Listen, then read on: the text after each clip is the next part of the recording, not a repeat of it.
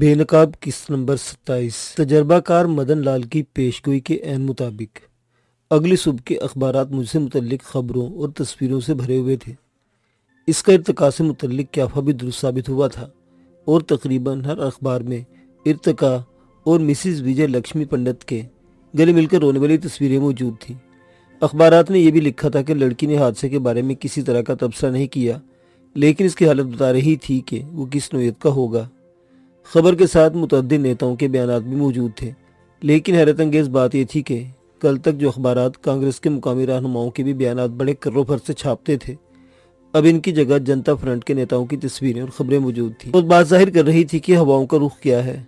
अखबारात ने अस्पताल में मिसिज विजय लक्ष्मी पंडित की मौजूदगी और कांग्रेसी तशद्दुद के बारे में इनके बयान को भी शायद सुर्खियों में छापा था। फिर अस्पताल भी वो मदन वगैरह से पहले पहुंची थी। वो मुझसे मिली और तकरीबन इसी तरह की हिदायतें दी जिस तरह की हिदायत देने की कोशिशों में मदन को नाकामी हुई थी। मिसिज पंडित की अस्पताल आमद के थोड़ी देर बाद मदन लाल भी अपने दोनों मेहमानों के साथ पहुँच गया और आते मुझसे कहा, ये बड़ी भी कब से आई हुई है?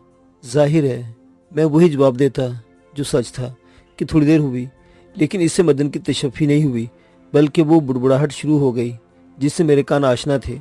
गनीमत यह था कि अब की बार इसकी बड़बड़ाहट में वो मुगल्लज़ात नहीं थी जिनके लिए मदन लाल मशहूर था कि इसने आज तक एक गाली का इस्तेमाल दोबारा नहीं किया है। आता जाता है नहीं कुछ और हर मामले में टांग अड़ाना जरूरी समझती है। पता नहीं इंडिया को इस नेहरू ख़ानदान से कब निजात मिलेगी। हम तीनों अपनी जगह मदन लाल की हालत से लुत्फानंदोज हो रहे थे। आप ये तो तस्लीम करें कि उन्होंने जमहूरियत के लिए अपनी भतीजी की मुखालफत की। इत्तका के चेहरे की शादाबी थी और शायद रात ही रात इसकी मदन लाल से दोबारा दोस्ती भी हो गई थी। जब तो इसने छेड़ने वाले अंदाज से मुखातिब किया था, भतीजी कौन सा इस बड़ी बी को लिफ्ट कराती है? मदन लड़ाका औरतों के अंदाज में कहा, बल्कि हकीकत तो ये है कि वो इनसे नफरत करती है, इतनी के अक्सर मौके पर इसने इसका इजहार भी किया है। मसलन कब? मदन लाल के जले भुने अंदाज ने विजय की रगे शरारत को फड़काया और वो खामोश नहीं रह सका। मदन लाल पहले तो थोड़ी देर विजय को यूं घूरता रहा जैसे कह रहा हो, मियाँ अभी लौंडे हो, क्यों हमारे मुंह लग रहे हो।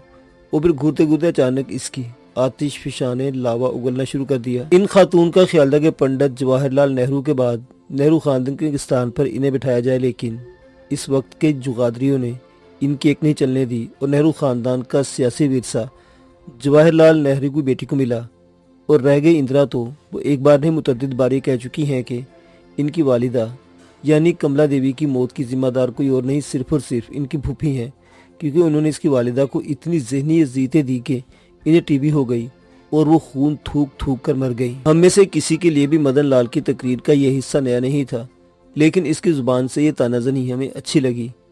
वो इस वक्त बिल्कुल लड़ाका पड़ोसन वाला किरदार अदा कर रहा था और ये जो उन्होंने जमहूरियत के लिए जिद्दोजहद का सवांग रचाया है, ये भी एक नाटक के सिवा कुछ नहीं है। इसकी हमेशा से यही आदत रही थी कि जब किसी चीज़ को मुसरत करने पर आता था तो बेहतरीन से बेहतरीन शय में भी खामियां तलाश कर लेता था। ये सवांग भी दरअसल अपना पुराना हिसाब चुकता करने के लिए भरा है जो उनके ख्याल में इनका पंडित जी की तरफ निकलता था। हम में से कोई भी मदन लाल की इस नई दलील की तह तक नहीं पहुंच पाया था। उस्ताद, अब आप कुछ ज्यादती कर रहे हैं, मैंने मदन लाल को अपने मखसूस अंदाज से मुखातिब करते हुए कहा। जो मैं इस वक्त इख्तियार करता था तब मुझे जवानी से भरपूर इस बूढ़े पर प्यार आने लगता था। तुम लोगों को क्या मालूम ये कैसे किन्ना परवर लोग हैं, इसने मेरा मज़ाक उड़ाते हुए कहा। इंदिरा को अगर ये शिकायत है कि उन्होंने इसकी माँ पर जुल्म किए तो इन्हें भी पंडित जी से बुग़्ज़ था कि इसने अपने मुफाद के लिए इनकी ज़िंदगी बर्बाद कर दी। मदन लाल का अंदाज बिल्कुल ऐसा था जैसे कोई उस्ताद प्राइमरी स्कूल के बच्चों को पढ़ा रहा हो। मैं कुछ समझी नहीं। इर्तिका मदन लाल की खामोशी का वक्फा तवील होते देखकर ज़ब्त न कर सकी। अभी समझ जाओगी जब मैं इनकी पूरी दास्तान सुनाऊंगा। तो मदन लाल अब हमसे अपना मजाक उड़ाने का बदला ले रहा था। तकसीम से पहले कांग्रेस में एक साहिब होते थे, सैयद हुसैन, बड़े सेकुलर, हिंदू मुस्लिम को एक कौम समझने वाले। वो इन मोहतरमा के और ये मोहतरमा इनकी असीर हो गई। जोरों का इश्क चला और दोनों ने ना कभी इसे छुपाने की ज़रूरत महसूस की और ना इन खातून पर कोई पाबंदी थी। लेकिन फिर तकसीम हो गई तो नेहरू ख़ानदान के मुफादात तब्दील हो गए। पंडित जी को अब अपने सेकुलर तस्वुर से ज़्यादा हिंदू मेज की ज़रूरत थी, लेकिन इनकी बहन किसी मुसलमान से शादी कर लेती तो फिर ये हिंदू मेज का आयना टुकड़े टुकड़े हो जाता। सो नतीजा यही हुआ कि वो सैयद हुसैन जो 15 अगस्त तक नेहरू ख़ानदान के चहीते थे और जिनके बारे में मशहूर था कि जवाहरलाल नेहरू के बेशतर खतूत इन्हीं के ड्राफ्ट करदा होते थे। नेहरू खानदान की आंख में खटकने लगे। मदन लाल तारीख के औराक पलट रहा था और हम तीनों इसे मबहूत बने देख रहे थे। नेहरू खानदान की मुश्किलात में सबसे बड़ा इजाफा इन खातून ने यह कहकर किया कि वो शादी करेंगी तो सैयद हुसैन से, वरना इनकी शादी के बारे में कभी कोई बात ना करे। और ये बात सेक्युलर नेहरू फैमिली को गवारा नहीं थी। नतीजा ये हुआ कि पहले तो मोहतरमा को गांधी जी के हवाले किया गया, जिन्होंने अपने आश्रम में इनकी ब्रेन वॉशिंग के फ़राइज़ अंजाम दिए, और इसी दौरान में सैयद हुसैन को मिस्र में सफ़ीर बनाकर भेज दिया गया। यानी एक अखबार के एडिटर से हिंदुस्तान में फ़ायदे उठाने के बजाय इसे डिप्लोमेट बना दिया गया। सिर्फ यही नहीं, मुख्तलिफ हीले बहानों से सैयद हुसैन को कई बरसों तक वतन वापस नहीं आने दिया गया, यहाँ तक कि मोहब्बत की आग ठंडी पड़ गई और कुमारी ठिकाने लग गई। मदन लाल की बयान करदा इस कहानी से पहले भी मुख्तलिफ लोगों की जुबानी टुकड़े टुकड़े होकर पहुंची थी, लेकिन इस बार ये इसका एजाज़े बयान था कि इसने कुछ इस ढब से सुनाई थी कि वो चेहरे मेरे सामने बेनकाब होने लगे जो सेकुलरिज्म के अलमबरदार थे। यूँ सेकुलरिज्म की पूरी इमारत ही ढहने लगी थी। आपका मतलब है कि तकरीबन 28 या 29 बरस बाद इन्हें मौका मिला तो इससे फ़ायदा उठाने पहुंच गई हैं। विजय का ज़हन शायद इस दलील को मानने के लिए तैयार नहीं था। सिर्फ इतनी बात नहीं है बच्चे, मदन लाल भी हार मानने वाला नहीं था। शिकायत इन्हें यह थी कि जिस दलील के सहारे इनकी ज़िंदगी उजाड़ी गई, इसका ख्याल न इंदिरा के मामले में आया, न राजीव के सिलसिले में, और न ही संजय पर इसका इतलाक हुआ। सिर्फ और सिर्फ इनकी ज़ात को कुर्बानी का बकरा बनाया गया। यह है इन मोहतरमा की नफरत की तह में छुपी हुई हकीकत। मदन लाल में फातिहाना नजर से देखा, और सियासत में तो ये होता ही है कि आपको दुश्मन पर ज़र्ब लगाने के लिए बरसों इंतज़ार करना होता है। मदन लाल ने अपनी गुफ्तगू को आगे बढ़ाते हुए कहा, पंडित जी जब तक जिंदा रहे बहन से किसी न किसी अंदाज में काम लेते रहे, कभी सरकारी ओहदे देकर और कभी पार्टी की सदारत बख्श कर, लेकिन इंदिरा ने इन्हें पीछे धकेलकर गोशे गुमनामी में ज़िंदगी बसर करने पर मजबूर कर दिया। और अब वही दबी हुई चिंगारियाँ हैं जो शोला बनकर सामने आ रही है। वो बात जो इब्तिदा में सिर्फ दीवाने की बढ़ दिखाई देती थी, अब खुलकर सामने आई तो मदन लाल की दलील का वजन हम सब ने महसूस किया। लेकिन विजय किसी और ही ख्याल में खोया हुआ था। आपकी बात को इसी तरह तस्लीम कर लिया जाए जैसा कि आप कह रहे हैं तो एक शख्स भी बाकी नहीं बचेगा। विजय अजीब खोए खोए लहजे में बोला, मतलब? मदन लाल ने इसके चेहरे पर निगाहें गाड़ते हुए कहा, मतलब ये कि अगर इस साजिश में बापू भी शरीक थे तो बापू भी सेकुलर नहीं हुए। एक मखसूस सकाफत और नजरिए का गेटअप करने वाले को अगर तुम सेकुलर मानते हो तो मान लो, मेरा ज़हन तो उन्हें सेकुलर तस्लीम नहीं कर सकता। मदन लाल ने सोच में डूबे हुए लहजे में विजय के इस सवाल का जवाब देते हुए कहा, मेरे ख्याल में हम गैर मुतल्लिक गुफ्तगू में उलझते जा रहे हैं। इर्तिका ने किसी हद तक मेरी तर्जुमानी की। हाँ, शायद तुम ठीक कह रही हो। मदन ने इस फौरन इससे इत्तफाक कर लिया और इसके साथ इसने गुफ्तगू का रुख मेरी जानी मोड़ते हुए मेरे लिए हदायतनामा जारी करना शुरू कर दिया। मैंने डॉक्टर से बात कर ली है। विजय टेलीफोन पर तुम्हारी सेहत के बारे में गुफ्तगू करेगा और ख़ास अफराद के फ़ोन तुम्हें देगा। मदन लाल ने शायद इन दोनों से पहले इस सिलसिले में बात कर ली थी। कोई बहुत ही ख़ास किस्म का बंदा अस्पताल तक पहुंच गया तो इर्तिका इसकी मुलाकात तुमसे करवा देगी, लेकिन अभी तुम्हारी हालत ऐसी नहीं है कि तुम ज़्यादा बातचीत कर सको, इसलिए हल्की मुस्कुराहट और टूटे फूटे जुमलों और इशारों से काम चलाने की कोशिश करना। बाकी काम इर्तिका संभाल लेगी। इसके बाद वो विजय इर्तिका से मुखातिब हुआ, चलो बच्चों, तुम लोग अपनी अपनी ड्यूटियाँ संभाल लो। मदन लाल का ये अंदाज मेरे लिए किसी हद तक नया था, क्योंकि वो तो एक ऐसा शख्स था जो रिश्तों को अपने करीब ही नहीं आने देता था और इस बात पर फख्र भी करता था कि इसने किसी भी तरह का बखेड़ा नहीं पाला। तुम कुछ ज़रूरत से ज़्यादा ही इंतजाम नहीं कर रहे हो, मैंने दबे दबे लहजे में कहा। अपने ही शहर में एक अरसा बाद आने के बावजूद इस तरह एक कमरे में महदूद होकर रह जाना मेरे लिए शदीद कोफ्त का बाइस बन रहा था। MP बनने का मतलब ये नहीं कि तुम मिनिस्टर नहीं बन सकते। अब अगली सीढ़ी चढ़नी, इसलिए एहतियात से कदम उठाओ नौजवान। मदन लाल ने मेरे एतराज़ को मुस्तरद करते हुए कहा। इसके इस फिक्र ने मेरी रूह तक में ताजगी भर दी, लेकिन मैंने बज़ाहिर बिल्कुल ही रूखे लहजे में कहा, तुम तो ऐसे कह रहे हो जैसे गिनती भी मुकम्मल हो गई हो। बड़ा मुल्क होने के नाते पूरे इंडिया में एक दिन इलेक्शन होना मुमकिन नहीं होता, इसलिए पोलिंग तो मुख्तलिफ दिन होती थी, लेकिन गिनती पूरे हिंदुस्तान में आखिरी पोलिंग के बाद ही शुरू होती थी, ताकि एक हल्के से नतायज आने के बाद दूसरे इलाके में इन नतायज के असरात न पड़ सकें। तुम क्या समझते हो कि अब भी कोई कसर बाकी है? मदन लाल ने मुस्कुराते हुए कहा। क्यों, क्या हुआ? मैंने इसे हैरत से देखते हुए कहा। मेरा तो ख्याल है कि हुसैन रजा तुम्हें बता चुके हैं कि हसू कसाई इन्हीं का आदमी था, और इसने और इसके आदमियों ने जिन पोलिंग स्टेशनों पर कब्जा किया था वहाँ भी उन्होंने तुम्हारे नाम की मोहरें ही लगाई है। मदन लाल का अंदाज़ा सही था। रजा साहिब तफसील से तमाम हक़ाइक़ मेरे इल्म में ला चुके थे, लेकिन फिर भी दिल को एक अनजाना सा धड़का लगा हुआ था। इन्हीं हुसैन रजा साहिब का कहना है कि जब तक आखिरी वोट की गिनती न हो जाए शिकस्त या फतह के बारे में कोई राय नहीं देनी चाहिए। मैंने रजा साहिब का कौल दोहराते हुए कहा और उन्होंने मुझसे कहा था कि तुम्हारी लीड इतनी ज़्यादा होगी कि तुम्हारा मुखालिफ किसी को मुंह दिखाने के काबिल भी नहीं रहेगा।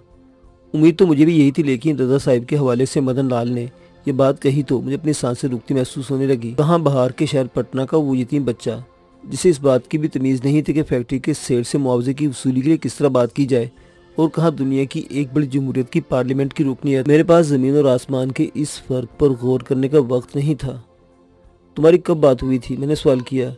रात भी हुई थी, फिर अभी सुबह भी हुई, या आने से कबल हमने आखिरी काम यही किया, मदन लाल ने जवाब दिया। तो इसका मतलब यह हो कि इत्तका के चेहरे की शदाबी बगैर वजह के नहीं। मैंने सोचा, लेकिन ज़ुबान से ये सब कुछ नहीं कह सका, बल्कि ज़ुबान से तो सिर्फ इतना ही निकल सका, कदीर कैसा है? मैंने सवाल मदन लाल से किया था, लेकिन जवाब इर्तका ने दिया, खैरियत से है और ख़तरे से बिल्कुल बाहर है। रात से वालिद साहब से बहुत देर तक बात की थी, वो आपके बारे में परेशान है।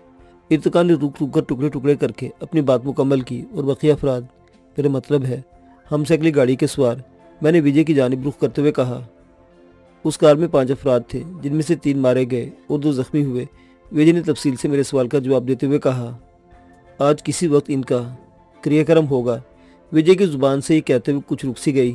वो मरने वाले हर शख्स को करीबी तौर पर जानता होगा, इनके साथ बैठा होगा, कुछ के साथ घूमा होगा, बहुत मुमकिन है इनसे दोस्ती भी हो। ऐसे में इतना जज्बाती होना कोई गैर मामूली बात नहीं थी।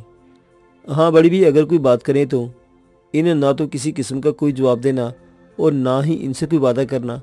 मदन लाल जाते जाते पलट आया था और इसने अपने हदायतनामे का आखिरी हिस्सा सुनाते हुए कहा था। मदन लाल के साथ विजय भी कमरे से बाहर चला गया था। मैं और इर्तका एक बार फिर तन्हा रह गए। क्या ख्याल है? मदन लाल बड़ी बी के मामले में कुछ ज्यादती नहीं कर रहा। मैंने इर्तका के ज़हन से कुरेदने की ज़्यादा इससे गुफ्तगू का बहाना तराशते हुए कहा, मेरा तो ख्याल है कि इनका मौक़िफ़ बिल्कुल दुरुस्त है। इर्तका ने मुझसे इख्तलाफ करते हुए कहा, रात भी बतला रहे थे कि मोहतरमा ने पब्लिसिटी के बारे में कई बार अपनी राय मुसल्लित करने की कोशिश की थी और 1-2 बार तो इन दोनों के इस ज़िमन में झड़प भी हो चुकी है। अब मैं इर्तका से क्या कहता कि अखबार के दफ्तर में मेरे अलावा अखबार के मालकान समेत कोई एक ऐसा भी फर्द नहीं था जिसका कभी न कभी मदन लाल से झगड़ा ना हुआ हो। इस बात में तो कोई शुबा नहीं कि मैं मदन लाल के बारे में इस तरह के ख्यालात का इजहार न करता, लेकिन इससे पहले कि कुछ भी कहता, विजय लक्ष्मी पंडित चंद्रशेखर के साथ कमरे में दाखिल हो गई। कैसे हैं सिकंदर साहिब आप? चंद्रशेखर के चेहरे पर छाई हुई मुस्कुराहट बुला रही थी कि इन्हें मामले के बारे में काफ़ी मालूमात हो चुकी हैं। ठीक हूँ शेखर जी, मैंने मोहताज लहजे में कहा। बिस्तर से उठने का कब इरादा है? उन्होंने दूसरा सवाल किया। जब आप हुक्म कर दें, मैंने मुअद्दिब लहजे में जवाब दिया। दिल्ली में इंफॉर्मेशन सेंटर के ज़माने में मेरी चंद्रशेखर से चंद एक मुलाकातें हुई थीं, लेकिन वो शख्स मुझे पसंद नहीं आया था। इसका तमाम जोर अपनी ज़ाती पब्लिसिटी और ज़ुबानबाजी पर होता था, जबकि इस बात से भी अच्छी तरह वाकिफ़ था कि जनता फ्रंट में इससे बड़े बड़े नाम मौजूद हैं। अपने दे इसे इज़ोम था कि इसकी सियासी बसीरत के आगे हिंदुस्तान के तमाम नेता हीच हैं। सुना इलेक्शन में आपकी लीड बहुत ले रहे हैं। इससे मिजाज पुरसी के बाद बराह रास्त सियासत बात करते हुए कहा। सुना तो मैंने भी यही है, मैंने मुस्कुराते हुए कहा। चंद्रशेखर थोड़ी देर तक इसी अंदाज में गुफ्तगू करके चले गए, लेकिन इनके नखवत भरे अंदाज में छलकने वाला गुरूर हम दोनों को पसंद नहीं आया। मिसिस पंडित को न जाने क्या सूझी के वो हमारे कमरे में चंद्रशेखर को रुखसत करके आ गई, और मैं जो इर्तिका से पूछने का इरादा ही कर रहा था कि कल जो इसने विजय के बारे में मुख्तसर गुफ्तगू की थी और इसके पीछे हकीकत क्या थी, लेकिन अब हम इस मौजू पर गुफ्तगू नहीं कर सकते थे। बहुत गहरी सोच में गुम है आप। इर्तिका ने कुछ देखते हुए इन्हें देखते रहने के बाद कहा। हाँ, ऐसे ही सोच की दुनिया से वापस आते हुए उन्होंने कहा, लेकिन हम दोनों को इनका ये अंदाज भी एक तरह की एक्टिंग महसूस हुआ। मैं सोच रही थी कि अगर लोकसभा के इलेक्शन में जनता पार्टी जीत भी जाती है तब भी इसकी हुकूमत चलाई तो नहीं जा सकती। उन्होंने सोच में गुम रहने का जवाब बताते हुए कहा। मेरा दिल चाहा कि मैं इनसे कहूँ, ये ध्यान आपको उस वक्त क्यों नहीं आया जब आप घर से सैयद हुसैन वाले मामले का बदला लेने निकली थी, लेकिन ये सवाल जहन में तो उठ सकता था, लेकिन इनके सामने ज़ुबान से अदा नहीं हो सकता था। फिर हमारे कुछ पूछने या सवाल करने से पहले उन्होंने अपनी बात की वजाहत करना ज़रूरी समझा। तुम क्या समझते हो, सिर्फ लोकसभा का इलेक्शन जीत लेने का मतलब ही होगा कि इक़्तिदार पर जनता का कब्जा हो जाएगा और वो जो चाहेगी कर लेगी? ये एक ऐसा सवाल था जिसका फौरी तौर पर जवाब मेरे पास यही था जो मैंने दिया। वज़ीर आज़म ही हिंदुस्तानी आइन के मुताबिक तमाम पावर्स का मरकज़ होता है। और लोकसभा में अक्सरियत की बुनियाद पर जाहिर है वज़ीर आज़म जनता का ही होगा। मेरा जवाब शायद इनकी तवक्कुआत के ऐन मुताबिक था, इसलिए उन्होंने मुस्कुराते मुझे देखा और फिर गोया हुई, मिरारजी, चरण सिंह और जगजीवन राम समेत तुम सब अहमकों की जन्नत में रहते हो। इनका तबसरा बिलाशुबा बहुत ही सख्त था, लेकिन हम ये सुनने पर मजबूर थे। अब तक की इत्तलात के मुताबिक बिलाशुबा लोकसभा में जनता फ्रंट को अक्सरियत हासिल हो जाएगी, लेकिन ये इक़्तिदार के सिर्फ एक धड़े पर कब्जा होगा। इससे पहले कि मैं कुछ कहता इर्तिका बोल पड़ी, वो कैसे? और उन्होंने मुस्कुराकर इसे देखा। वो ऐसे कि इक़्तिदार के शुरा में से आपके पास सिर्फ एक सीट होगी, यानी वज़ीर आज़म की सीट। इसके अलावा राज्यसभा, सदर और सूबाई वजारतों के हिस्सेदार दीगर फरीक होंगे। अगर बकिया हिस्सेदार एक फरीक को नाकाम बनाने पर इत्तेहाद कर ले तो सूरत हाल वही हो जाएगी जो इंदिरा चाहती है। इसकी बात में किसी हद तक वजन था, लेकिन अब तक हिंदुस्तानी हुकूमत का ये तरीकाकार नहीं था कि जो कुछ वज़ीर आज़म के कहने से वज़ीर आज़म कहे इससे सदर इनकार कर दे। इस ख्याल के तहत मैंने कहा, लेकिन सदर तो वज़ीर आज़म के मशवरे का पाबंद होता है। ये तो तुम इसलिए कह रहे हो ना, अब तक तुम्हारे सामने सदर का जो किरदार रहा वो ऐसा ही है जैसा कि तुम कह रहे हो। और मैं ज़ुबान से कुछ कहने के बजाय बस बात में सर हिला देने को भी काफ़ी समझा, लेकिन असल सूरत हाल ऐसी नहीं है, उन्होंने डराने वाले अंदाज में कहा। और फिर मज़ीद इंतज़ार किए बगैर उन्होंने दोबारा से अपनी कथा कहानी शुरू कर दी। एक तवील अरसे तक इक़्तिदार में रहने की वजह से नेहरू ख़ानदान ने हर जगह अपनी पसंद के मोहरे बिठा रखे हैं, और इनमें तमाम वो हैं जो अपनी ज़ाती सलाहियतों से ज़्यादा खुशामद और चापलूसी के ज़रिए यहाँ तक पहुँचे हैं। और ये बात भी इनमें से हर शख्स के इल्म में है कि अगर इसने वफादारी तब्दील करने की कोशिश की तो उसका क्या हशर होगा। वो सूरत हाल की जो अक्कासी कर रही थी, इसमें सिर्फ तारीकी ही तारीकी थी। अब सदर को ही ले लो, उन्होंने कायम मुकाम सदर BD जाटी की जानिब इशारा करते हुए कहा। इसकी हैसियत सिर्फ और सिर्फ इंदिरा के ज़ाती मुलाजिम से ज़्यादा की नहीं, जिस तरह वो कहेगी इसी तरह वो करेगा। इसकी इस बात में वाक़ईतन सदाकत थी, और ये बात सिर्फ BD जाटी पर ही ख़त्म नहीं हो जाती थी, बल्कि मरहूम सदर फ़खरुद्दीन अली अहमद के साथ भी यही सूरत हाल थी, जिनके इंतखाबी मुहिम के दौरान 11 फरवरी को इंतकाल हो गया था। इसमें दिलचस्प बात यह थी कि हिंदुस्तान के दोनों मुसलमान सदूर अपनी मुद्दत से सदारत ख़त्म किए बगैर दिल का दौरा पड़ने से सदारत के दौरान इंतकाल कर गए थे। पहले मुसलमान सदर ज़ाकिर हुसैन 1976 में सदारत के ओहदे पर 5 साल की मुद्दत के लिए फाइज हुए, लेकिन तकरीबन 2 साल में ही इनका इंतकाल हो गया। इसी तरह 1974 में इंदिरा ने अपने एक मुसलमान वज़ीर फ़खरुद्दीन अली अहमद को सदर बनवाया, लेकिन वो भी सदारत की मुद्दत पूरी किए बगैर इंतकाल कर गए। अपने पिट्ठों को सदर बनाने की रस्म की बुनियाद जवाहरलाल नेहरू ने रखी थी। राजेंद्र प्रसाद ने इसके अहकामात पर रबर स्टैम्प बनने से इनकार कर दिया तो इसने इन्हें फारिग कर दिया और नायब सदर राधा कृष्ण को इसकी जगह बिठा दिया। राधा कृष्ण जिस तरह जवाहरलाल के बारे में रतबुल लिसान रहते थे, इसके बारे में कौन नहीं जानता, मगर बेटी तो बाप से भी 2 हाथ आगे निकल गई। इसने तो अपनी और अपने ख़ानदान की डिक्टेटरशिप कायम करने के लिए वो हरबे इस्तेमाल किए कि हर चीज़ अपने मरकज़ से हट गई।